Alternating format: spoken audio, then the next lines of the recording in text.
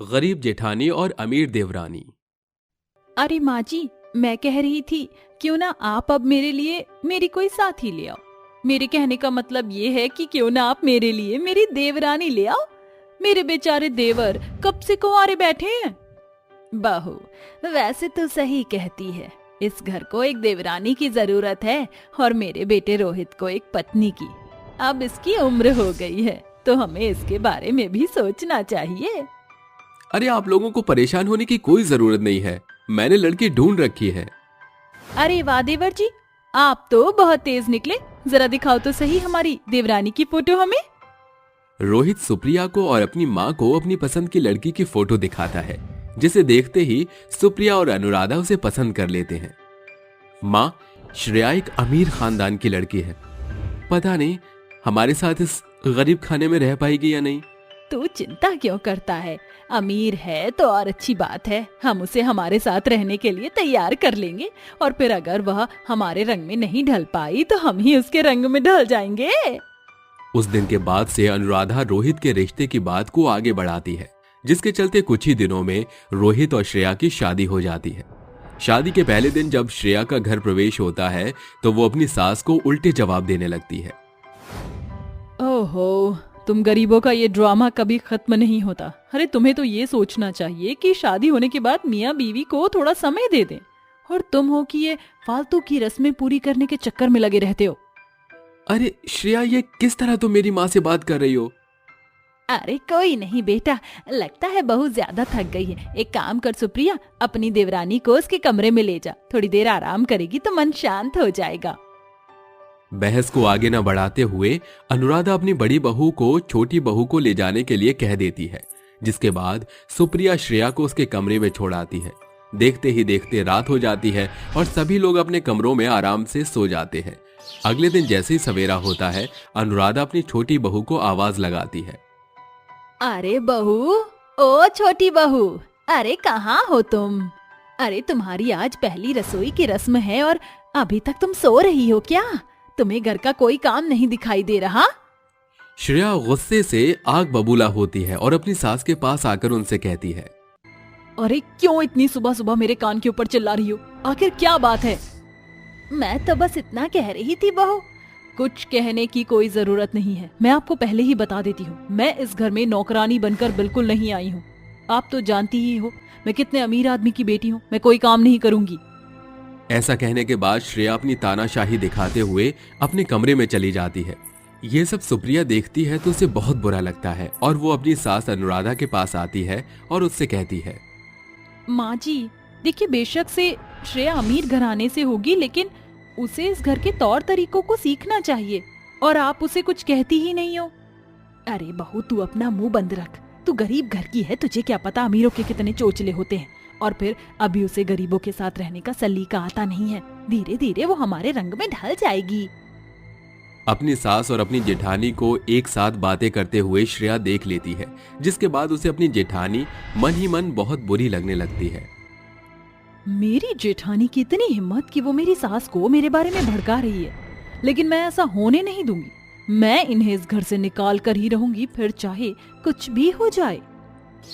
उस दिन के बाद से श्रेया सुप्रिया को भी अपनी अमीरी की तानाशाही दिखाने लगती है।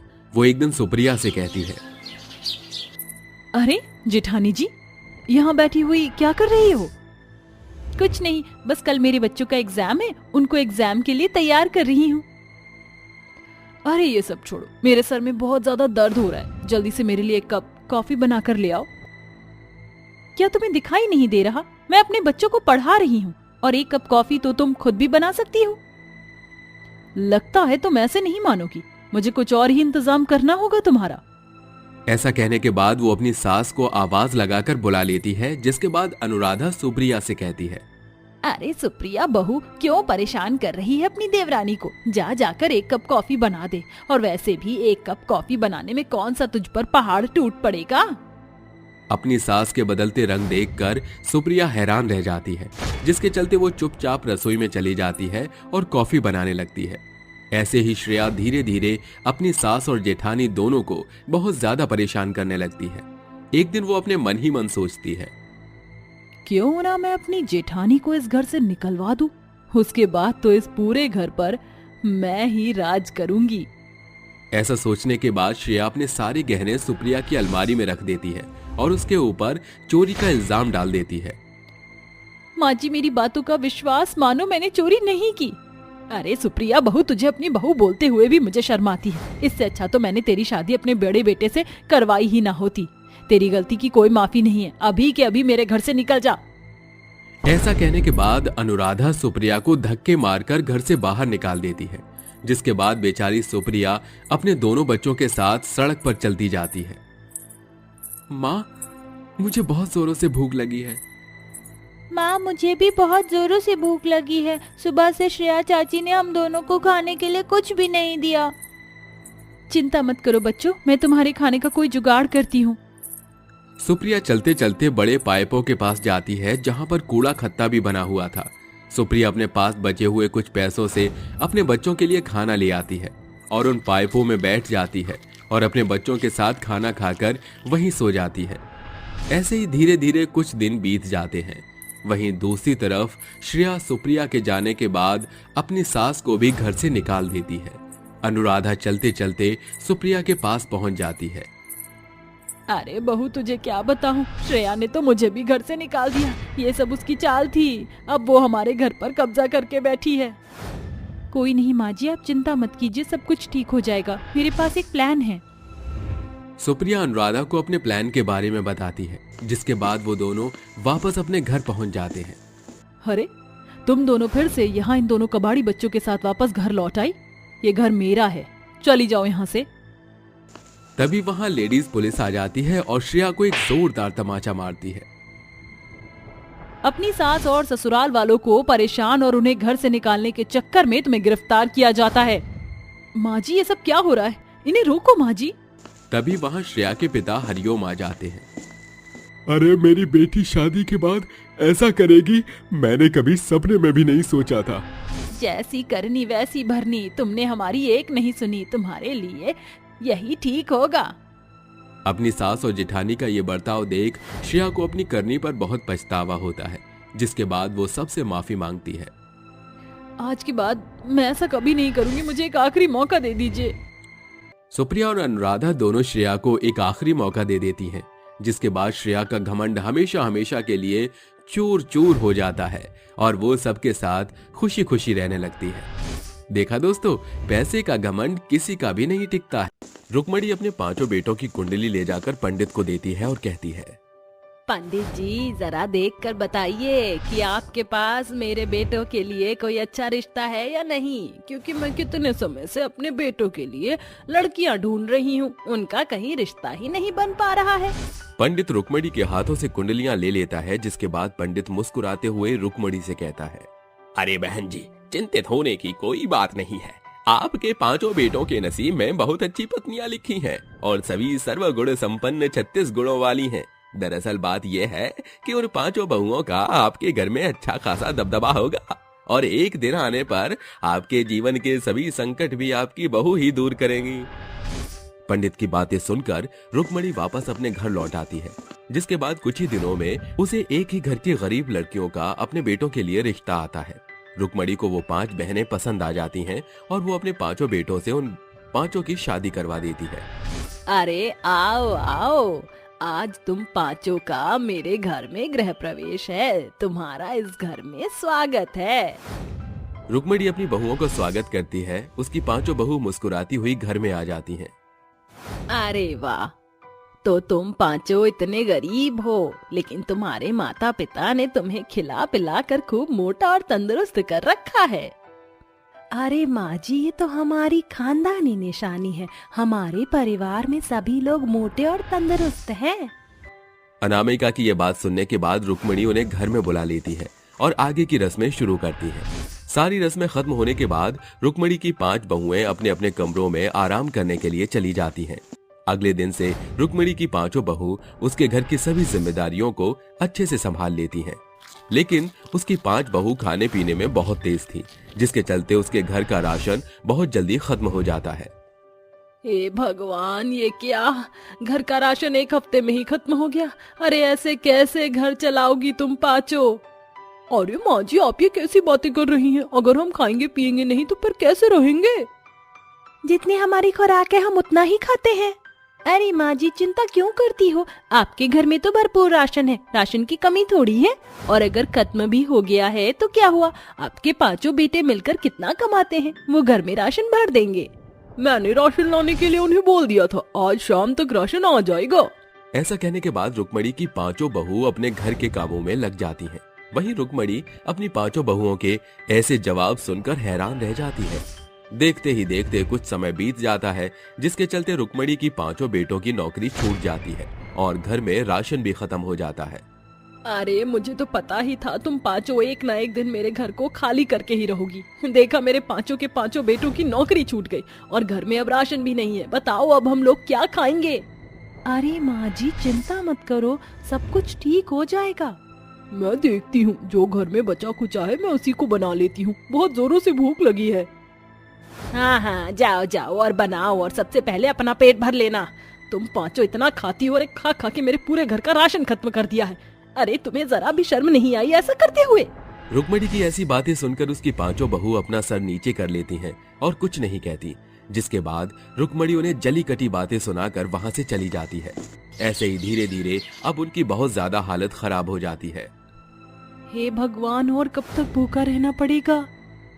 अरे 2 दिन से कुछ भी नहीं खाया है हमने, ऐसे तो हम भूखे मर जाएंगे। अगर हमारे पति को काम नहीं मिल रहा तो क्या हुआ, हम पांचों काम ढूंढने निकल पड़ते हैं, कहीं ना कहीं तो हमें काम मिल ही जाएगा।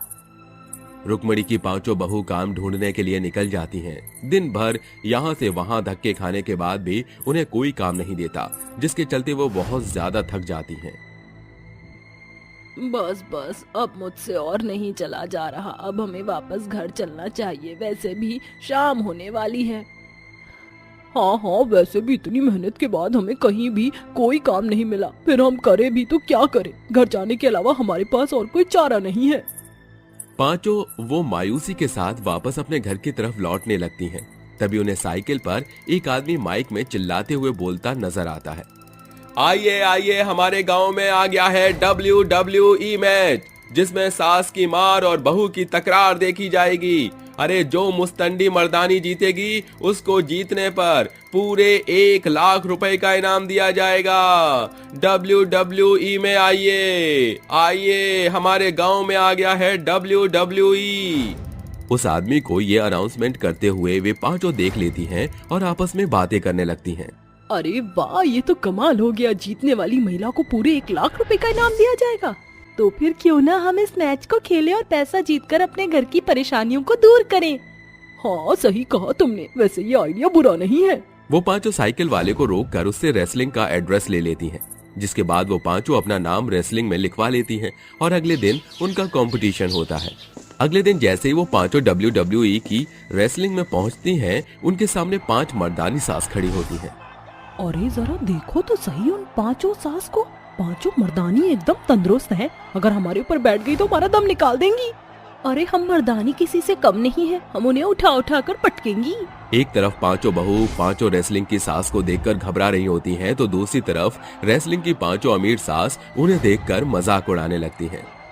देखो तो जरा इन चचुंदरियों को, हमारा मुकाबला करने आई हैं और हमसे पैसे जीतेंगी। हम पांचों के सामने आज तक कोई भी गरीब बहू टिकी नहीं पाई है, तो ये क्या खाक टिक पाएगी? इस रेसलिंग मैच को तो हम पांचों ही जीतेंगे। अरे तो देर किस बात की है, चलो उठा उठा कर पटकते हैं इन 5 को। आज तो मैं इन्हें ऐसा सबक सिखाऊंगी कि आगे फिर कभी रेसलिंग के अंदर कदम भी नहीं रखेंगी। एक तरफ सास जमकर खड़ी होती है, तो दूसरी तरफ गरीब बहू अपना हौसला बनाकर खड़ी होती है। तभी रेसलिंग मैच में रेफरी अपनी सीटी बजाता है, जिसके बाद मैच स्टार्ट हो जाता है। देखते ही देखते कभी सास बहू को उठाकर पटकती तो कभी बहू सास को उठाकर पटकती। उन सब में धुआंधार मुकाबला शुरू हो जाता है। WWE के रेसलिंग मैच में कुछ ही देर में आशा, अनामिका, रूपा, रेखा और राधा मैच को जीत लेती हैं, जिसके बाद रेफरी उन 5 के हाथ ऊपर करके कहता है, इन मर्दाना औरतों ने इस मैच को जीत लिया है। इस WWE की विजेता ये गरीब बहू है और प्रत्येक महिला को 1-1 लाख रुपए का इनाम दिया जाता है। जीतने के बाद वे पांचों बहुत खुश होती हैं, जिसके बाद वो अपने अपने हिस्से का पैसा अपनी सास को दे देती हैं, जिसके बाद उनकी सास उनसे कहती है, मुझे माफ कर दो बहू, मुझसे बहुत बड़ी गलती हो गई। मैंने तुम सभी को बहुत जली कटी बातें सुनाई। मुझे ऐसा नहीं करना चाहिए था, लेकिन आज तुमने ये ट्रॉफी जीतकर और इनाम जीतकर मेरा सर फक्र से ऊंचा कर दिया है। अब बताओ माँ जी, हमारा खाया पिया काम आया या नहीं? अरे हाँ हाँ, खूब काम आया। आज के बाद मैं तुम्हें कभी भी गलत या उल्टा नहीं बोलूंगी, और तुम आज के बाद WWE में रेसलिंग करना, इससे तुम्हारा करियर भी बन जाएगा। उस दिन के बाद से रुक्मणी अपने 5 बहुओं के साथ बहुत अच्छे से रहने लगती है। वहीं दूसरी तरफ रुक्मणी की 5 बहू अब WWE के मैच के हमेशा खेलने जाया करती और पैसा जीत कर लाती, जिसके चलते उनके जीवन की सभी परेशानियां दूर होने लगती हैं और वो सभी एक साथ खुशी खुशी रहने लगते हैं।